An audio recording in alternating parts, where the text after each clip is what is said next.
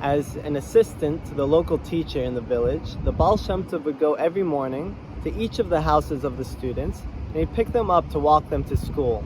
They would form a long procession, and the Baal Shem Tov, with all these young children, would sing as their holy, pure voices were raised to the heavens.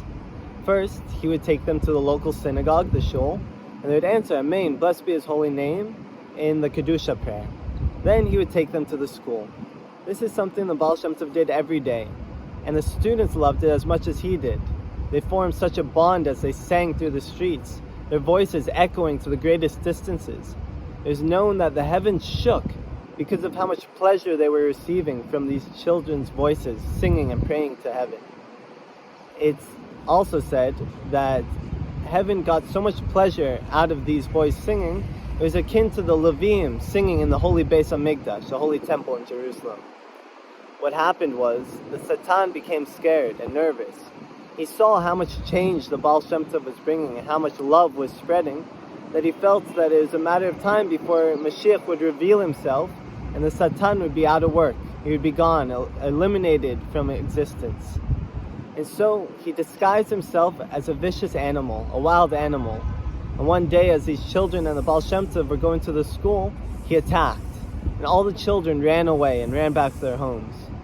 The next day, when the Baal Shem Tov came to the houses to collect the students and take them to the school, the parents wouldn't allow it. They said it's too dangerous. The Baal Shem Tov, remembering what his father had told him, what I mentioned in a previous story, that you should never be afraid of anything, only Hashem himself.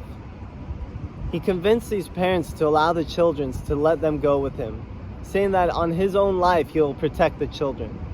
Eventually, all the parents conceded and they let the children go with the Baal Shem Tov. They formed their procession and again began with their pure holy voices, bringing pleasure to heaven. And sure enough, the Satan came in running. Disguised as a wild animal, he attacked.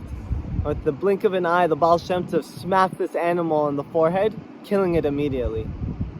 From that day on, he took the children every day to school and returned them safely, keeping his word to the parents. Tonight is the Baal Shem Tov's birthday, the 18th of Elul, Chai Elul. Chai in Hebrew is life, because it's known that the Baal Shem Tov brought life to all of us, but to Klal Yisrael.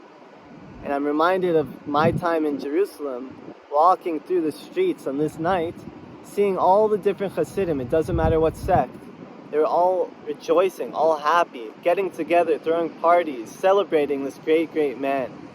Because this tzaddik really is the root. He was the source of so many other tzaddikim and so many other paths to connecting to Hashem with a heart, with a love, with song, with prayer.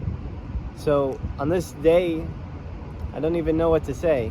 It's such a holy atmosphere, it's such a holy day. To connect to the Baal Shem Tov is something special, but to connect to another is exactly what he would do.